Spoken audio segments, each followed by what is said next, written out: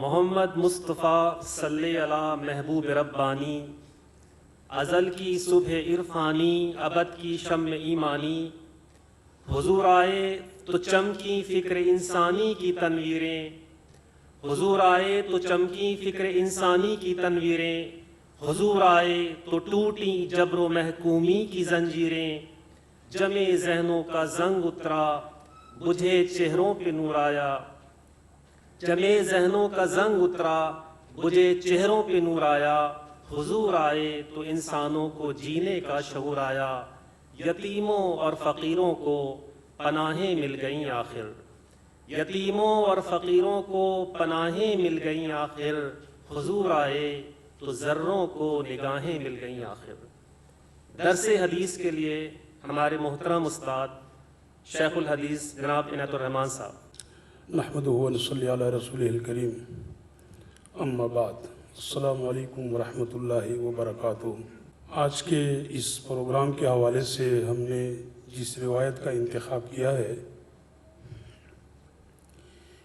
یہ روایت امام ترمذی رحمہ اللہ نے اپنی سنن میں نقل فرمائی ہے اور اس کو حسن صحیح قرار دیا ہے۔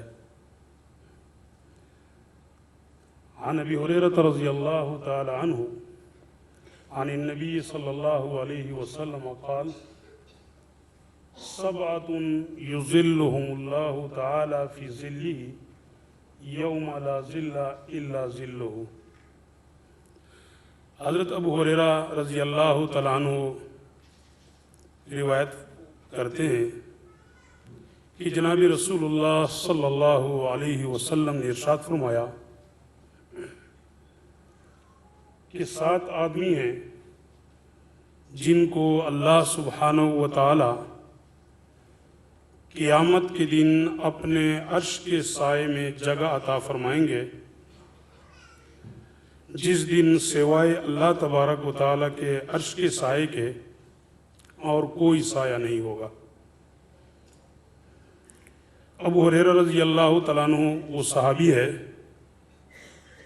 جنہوں نے سب سے زیادہ رسول اللہ صلی اللہ علیہ وسلم کی روایات نقل فرمائی ہے اور ہم تک پہنچائی ہے۔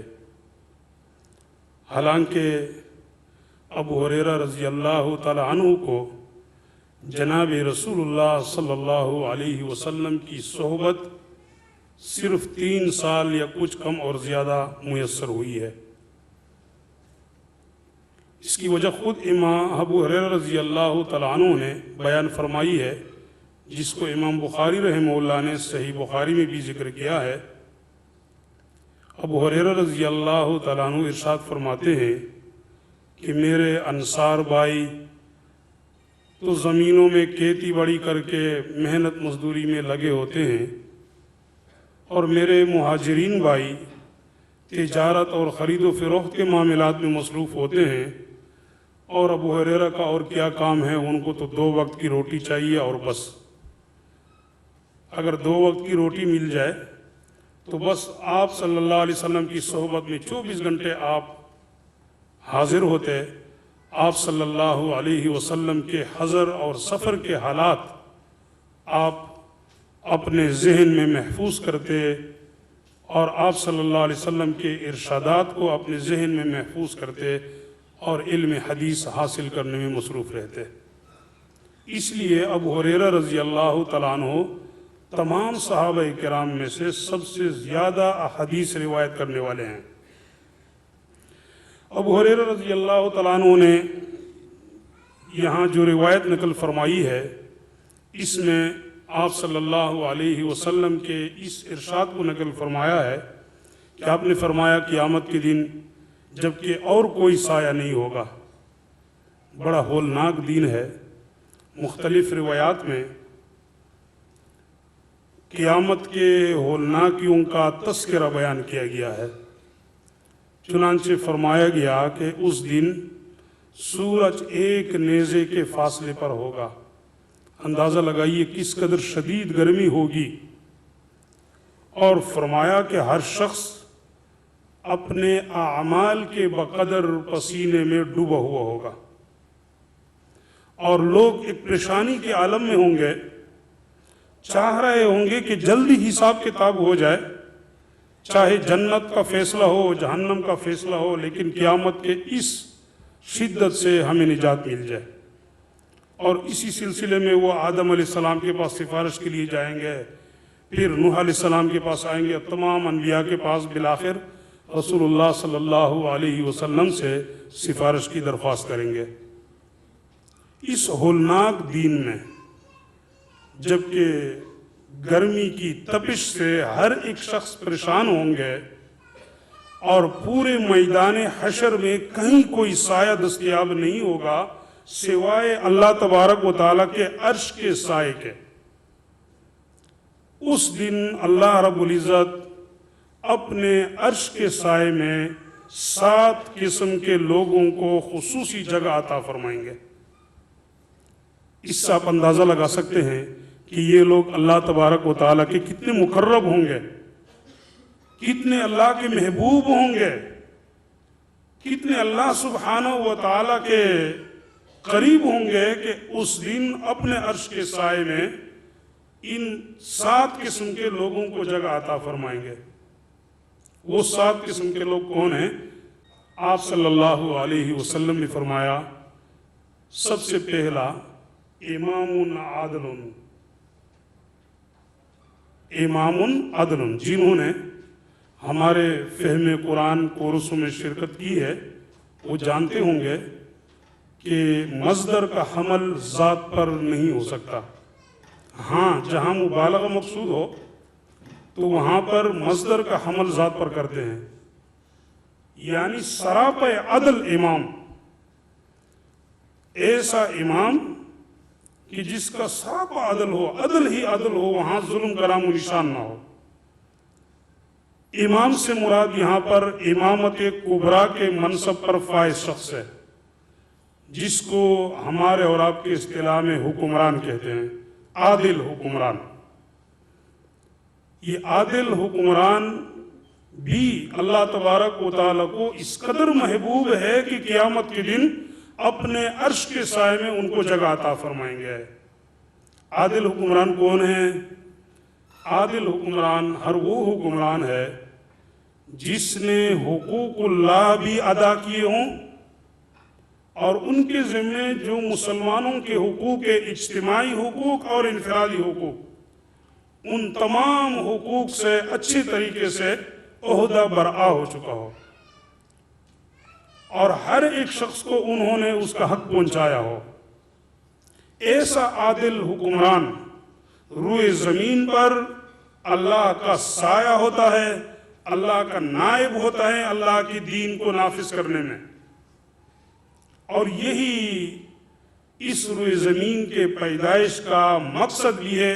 हुक्मरान आदिल गोया मकसद तख्लीक कायनात की तकमील कर रहा होता है। आपने हज़रत आदम अलैहिस्सलाम का वाक़या सूरह बकरा के इब्तिदा में पढ़ा है, व इज़ क़ाल रब्बुका लिल मलाइकति इन्नी जाइलुन फिल अर्दि खलीफा। खलीफा कौन है? खलीफा वही तो है जो रूए ज़मीन पर अल्लाह के कानून को नाफिज करे, अल्लाह की निज़ाम को नाफिज करे। तो अल्लाह की दीन के नाफिज करने में आदिल हुक्मरान अल्लाह का नायब है। जो हुक्मरान इखलास के साथ हुकूकुल्लाह भी अदा करे और हुकूकुल इबाद का भी अदायगी का एहतमाम करे, क़यामत के दिन अल्लाह तबारक व तआला ऐसे हुक्मरान को अपने अर्श के साए के नीचे जगह अता फरमाएंगे। कितनी बड़ी फजीलत है। काश आज हमारे हुक्मरानों के पेश नज़र दुनियावी तरक्की, मादी तरक्की के बजाय आखिरत के इस कामयाबी पर उनकी निगाह होती तो आज पूरा मुआशरा अमन और आश्ती का गहवारा होता। अल्लाह सुब्हानहू व तआला से दुआ है कि हमें ऐसी ही नेक हुक्मरान अल्लाह करीम अता फरमाए कि क़यामत के दिन अल्लाह के अर्श के साए के नीचे जगह पाने वाले हों। दूसरा शख्स आप सल्लल्लाहु अलैहि वसल्लम ने फरमाया, वशाबुन नशअ फी इबादतिल्लाह, वो नौजवान جس نے اپنی نشو و نما کی اللہ تبارک و تعالیٰ کی عبادت میں، جس کی جوانی اللہ تبارک و تعالیٰ کی عبادت میں، اللہ تبارک و تعالیٰ کی رضا اور قرب حاصل کرنے میں خرچ ہو گئی۔ میرے دوستو، ویسے تو یہ زندگی ہمارے پاس ایک قیمتی سرمایہ ہے۔ ایک ایک لمحہ اللہ سبحانہ و تعالیٰ ہم سے قیامت کے دن اس کے بارے میں پوچھیں گے۔ وہ ایک لمبی حدیث ہے، وقت کم ہونے کی بنا پر میں اس کا پوری حوالہ تو نہیں دے سکتا، لیکن اس میں یہ بھی ہے کہ جب تک کوئی بھی شخص اپنی جگہ سے اس وقت تک نہیں ہٹ سکے گا جب تک اللہ تبارک و تعالیٰ ان سے چند چیزوں کے بارے میں نہ پوچھے۔ ان میں سے ایک یہ سوال بھی ہوگا کہ میں نے تمہیں زندگی عطا کی تھی، 50 سال، 60 سال، 40 سال، جتنا بھی انسان کو اللہ کریم زندگی عطا کرے، بتاؤ یہ زندگی کہاں لگائی ہے؟ اور ہمیں اور آپ کو ایک ایک لمحے کا جواب دینا ہے۔ اور پھر خصوصیت کے ساتھ اس زندگی میں جوانی کا زندگی عطا کیا تھا، وہ جوانی کہاں خرچ کی ہے؟ آج ہم دڑلے سے کہہ دیتے ہیں کرنے دو، ابھی تو جوان ہے، حالانکہ یہی جوانی کی زندگی اللہ تبارک و تعالیٰ کو بڑا محبوب ہے۔ جوانی کی زندگی میں انسان سب کچھ کرنے کی صلاحیت رکھتے ہیں۔ اگر ایک طرف قوائے شہوانیہ عروج پر ہوتے ہیں، تو اگر کوئی نوجوان اپنے قوائے شہوانیہ کو مغلوب کر کے اللہ کی رضا اور خوشنودی میں اپنی جوانی کو خرچ کرے، تو وہ نوجوان اللہ کو اتنا محبوب ہے کہ قیامت کے دن اپنے عرش کے سائے کے نیچے ان کو جگہ عطا فرمائیں گے۔ در جوانی توبہ کردن شیوہ پیغمبری، وقت پیری گرگ و ظالم میشوت پرہیزگار۔ جوانی میں توبہ کرنا پیغمبرانہ عادت ہے، بڑھاپے میں تو وہ ظالم بھیڑیا بھی جب ان کے منہ میں دانت نہیں رہتے، ظلم نہیں کر سکتے، کہتے یا الہی بہت ظلم کیا، میری توبہ۔ یہ نہیں کہہ رہا کہ اگر کسی کو اللہ بڑھاپے میں توبے کی توفیق عطا فرمائے تو اچھی بات نہیں ہے، وہ بھی بڑی سعادت کی بات ہے۔ حدیث میں آتا ہے اگر کوئی بوڑھا اللہ تبارک و تعالیٰ کے حضور ہاتھ بلند کرتے ہیں، اپنے گناہوں کی مغفرت پر روتے ہیں، اللہ فرماتے ہیں مجھے شرم آتی ہے کہ ان کے ہاتھ خالی لوٹا دوں۔ اگر کسی کو بڑھاپے میں بھی توبے کی توفیق مل جائے تو بڑی غنیمت ہے۔ لیکن میرے دوستو، جوانی کا زمانہ بڑا قیمتی زمانہ ہے اور اللہ تبارک و تعالیٰ کو بڑا محبوب ہے۔ اس لیے میں اپنے خصوصاً نوجوان بھائیوں سے عرض کروں گا کہ اللہ نے آپ کو قوت عطا فرمائی ہے، طاقت عطا فرمائی ہے، بجائے اس کے کہ ہماری یہ جوانیاں فضول کاموں میں لگے۔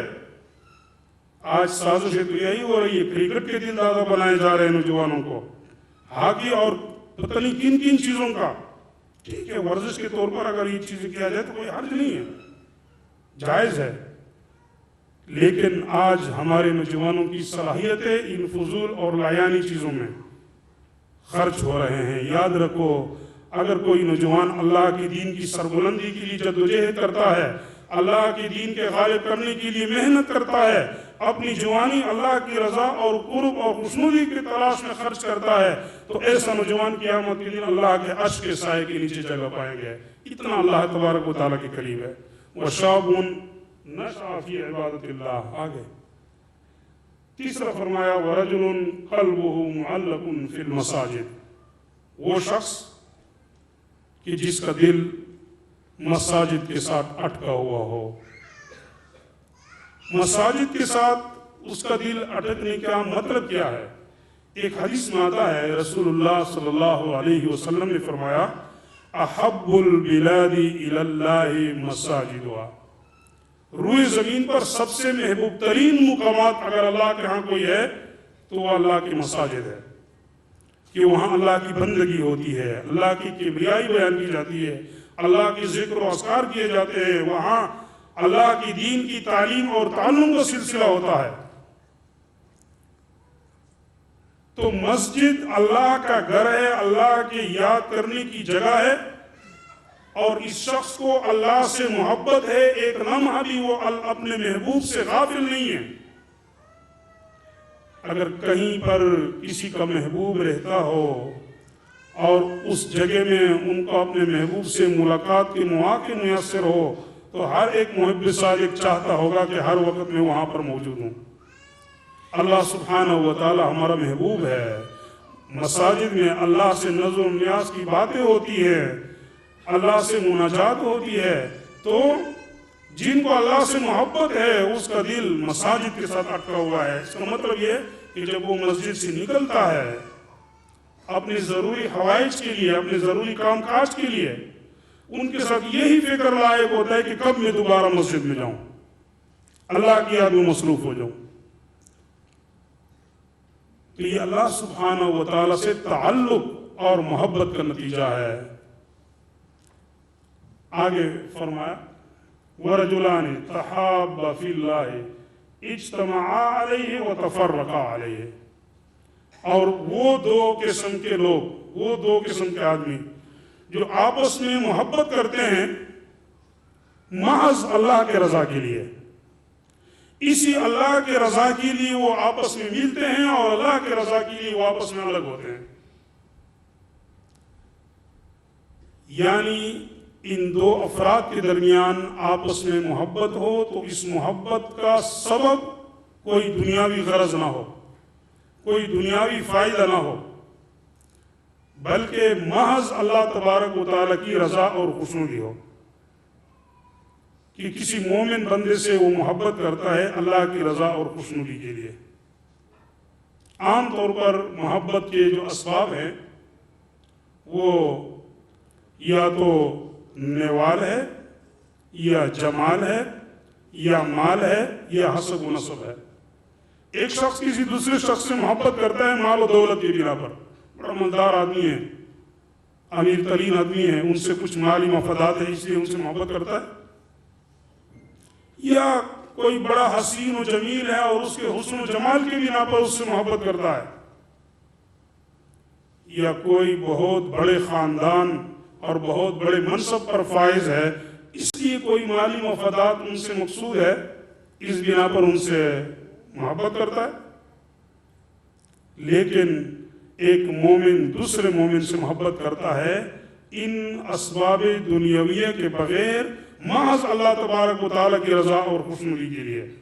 اہل ایمان کا ایک دوسرے کے سے تعلق لا الہ الا اللہ کی بنیاد پر ہوتا ہے، ایمان کے بنیاد پر ہوتا ہے، اور یہی ایمان، یہی لا الہ الا اللہ اہل ایمان کے درمیان اخوت قائم کرتا ہے، بھائی چارہ قائم کرتا ہے۔ اور میرے دوستو، یہ محبت جو اللہ کے رضا کے لیے ہو یہ کسی سرحد کے قائل نہیں ہے، کسی سرحدات کے قائل نہیں ہے، رنگ و نسل کے قائل نہیں ہے، زبان کے قائل نہیں ہے، شکل و صورت کے قائل نہیں ہے۔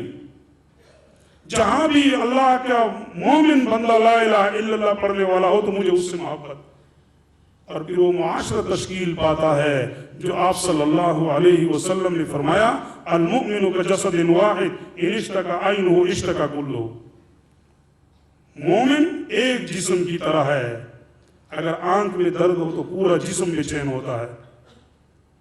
پوری دنیا کے مسلمان ایک جسم کی طرح ہے، ان سے ہماری محبت کا تعلق ہے۔ اگر ان کے دکھ اور درد پر ہماری آنکھیں نمناک ہوتی ہے تو کیوں ہوتی ہے؟ اللہ تبارک و تعالیٰ کی رضا کے لیے۔ مسلمانوں سے محبت، اہل ایمان سے محبت اللہ کے رضا کے لیے، کوئی اور مقصد نہ ہو۔ ایسے لوگوں کا مقام اور مرتبہ بھی قیامت کے دن اللہ کے ہاں یہ ہے کہ اللہ سبحانہ و تعالیٰ اپنے عرش کے سائے کے نیچے جگہ عطا فرمائیں گے۔ آگے اور فرمایا وَرَجُلٌ دَعَتْهُ امْرَأَةٌ ذَاتُ مَنْصَبٍ وَجَمَالٍ فَقَالَ إِنِّي أَخَافُ اللَّهَ۔ 5ویں نمبر پر وہ شخص ہے جس کو کوئی حسب و نسب والی، حسن و جمال والی عورت خواہشات نفسانی کا ناجائز طریقے پر تکمیل کی دعوت ہے، لیکن وہ جواب میں کہا ہے انی اخاف اللہ، میں تو اللہ سے ڈرتا ہوں۔ اللہ کا خوف اور خشیت اس کے دل میں اس قدر موجود ہے کہ گناہ کے سارے اسباب موجود ہے. عام طور پر حسب و نسب کشش کا ذریعہ بنتا ہے, حسن و جمال کشش کا ذریعہ بنتا ہے. پھر جب خود ان کی طرف سے دعوت ہو تو کوئی رکاوٹ نہیں ہے. لیکن اللہ کا بندہ محض اس لیے اس گناہ کی جرت نہیں کر سکتا کہ اس کے دل میں اللہ کا خوف موجود ہے. جس بندے کے دل میں اللہ کا خوف اس قدر موجود ہو, اللہ کی خشیت اس کے دل میں اس قدر موجود ہو, میرے دوستو, وہ کبھی بھی گناہ کا ارتکاب نہیں کر سکتا اور گناہوں سے ہمیشہ بچتا رہتا ہے. فرمایا چھٹا شخص کہ وَرَجُلٌ تَصَدَّقَ بِصَدَقَةٍ فَأَخْفَاهَا حَتَّى لَا تَعْلَمَ شِمَالُهُ مَا تُنْفِقُ يَمِينُهُ. اور نمبر 6 وہ شخص کہ جو اللہ کے راستے میں اپنا مال خرچ کرتا ہے, وہ اس قدر اخفاء کے ساتھ خرچ کرتا ہے, خفیہ طریقے سے خرچ کرتا ہے کہ جب دائیں ہاتھ سے خرچ کرتا ہے تو اس کے بائیں ہاتھ کو بھی پتہ نہیں ہوتا کہ اس نے کیا خرچ کیا ہے. میرے دوستو, اس سے اشارہ ہے اخلاص کی طرف, اس لیے کہ صدقے میں جتنا اخفاء ہوگا اتنا ہی اس میں اخلاص ہوگا, اور جتنا صدقے میں اخلاص ہوگا اتنا ہی اللہ تبارک و تعالیٰ کو زیادہ قبول ہے. اللہ کے ہاں اس کی قدر و قیمت ہے. ایک بات یاد رکھیں, اللہ تبارک و تعالیٰ کے ہاں قدر مقدار کی نہیں, یہ معیار کی ہے.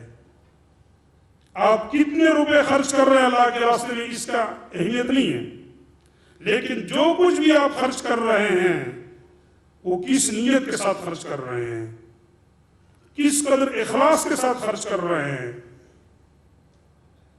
اسی اخلاص کی طرف اشارہ ہے اس جملے میں. تو جو محض اللہ تبارک و تعالیٰ کی رضا اور خوشنودی کے لیے اخلاص کے ساتھ اپنے مال کو اللہ کے راستے میں خرچ کر رہے ہوں. اب اس سے یہ مطلب نہیں ہے کہ اگر کوئی لوگوں کے سامنے برسرعام اللہ کے راستے میں مال خرچ کر رہا ہے تو اس کو اجر نہیں ملے گا. نہیں, اگر وہ لوگوں کے سامنے برسرعام خرچ کر رہا ہے لیکن اس کے دل میں اخلاص ہے, اللہ کی رضا کے لیے ہے, تو بھی وہ صدقہ اللہ کو اسی طرح قبول ہے. لیکن عمومی طور پر صدقے میں جتنا اخفاء ہوگا اتنا ہی اس میں اجر اور ثواب زیادہ ہوگا, اس لیے کہ اس میں اخلاص زیادہ ہوتی. آج تو ہمارے صدقات اور خیرات عمومی طور پر معاشرے کے اندر اپنی ناک کی حفاظت کے لیے ہوتے ہیں, تاکہ برادری میں ہماری ناک اونچی ہو جائے, ہماری عزت بن جائے, برادری والے برا بھلا نہ کہے. اس لیے ہم لاکھوں روپے, ہزاروں روپے خرچ کرتے ہیں, لیکن اللہ کے راستے میں ضرورت کے موقع پر اللہ کے دین کی سربلندی کے لیے, اللہ کی رضا اور خوشنودی کے لیے, کسی غریب اور فقیر کی مدد اور تعاون کے لیے پھر ہم اللہ کے راستے میں مال خرچ کرنے کے لیے تیار نہیں ہوتے ہیں. فرمایا وہ شخص جو نہایت اخلاص کے ساتھ اللہ کے راستے میں اپنا مال خرچ کرتا ہے, ایسا لوگ بھی اللہ کو بڑے محبوب ہے اور قیامت کے دن اپنے عرش کے سائے کے نیچے انہیں جگہ عطا فرمائیں گے. 7ویں نمبر پر فرمایا وَرَجُلٌ ذَكَرَ اللَّهَ خَالِيًا فَفَاضَتْ عَيْنَاهُ. وہ شخص جس نے تنہائی میں اپنے رب کو یاد کیا اور پھر اللہ کی خوف اور خشیت کی بنا پر اس کے آنکھوں سے آنسو بہنے لگے. یہاں بھی وہی اخلاص اور خشیت والی بات ہے. ایک اور حدیث میں آتا ہے, رسول اللہ صلی اللہ علیہ وسلم نے ارشاد فرمایا کہ 2 قطرے اللہ تبارک و تعالیٰ کو بڑے محبوب ہیں. کتنے محبوب ہے اس کی بھی آپ صلی اللہ علیہ وسلم نے وضاحت فرمائی ہے کہ وہ قطرے زمین پر پہنچنے سے پہلے اللہ کریم اس کے سارے گناہ معاف کر دیتے ہیں. ایک شہید کے بدن کے خون کا قطرہ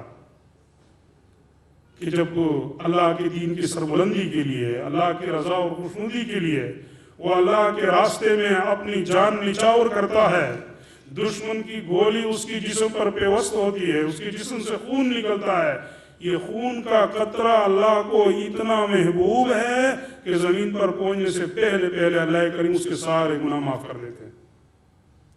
اور فرمایا دوسرا آنسو کا وہ قطرہ جو کوئی اللہ کا بندہ تنہائی میں بیٹھا ہے، اپنے گناہوں پر نظر دوڑاتا ہے اور پھر اللہ تبارک و تعالیٰ کی نعمتوں کا احساس کرتا ہے، اللہ کی عظمت اور کبریائی کا احساس کرتا ہے، اس کے دل میں اللہ کا خوف اور خشیت بھر جاتا ہے اور اپنے گناہوں پر نادم اور شرمندہ ہو کر اس کے آنکھوں سے آنسو بہنے لگتے ہیں۔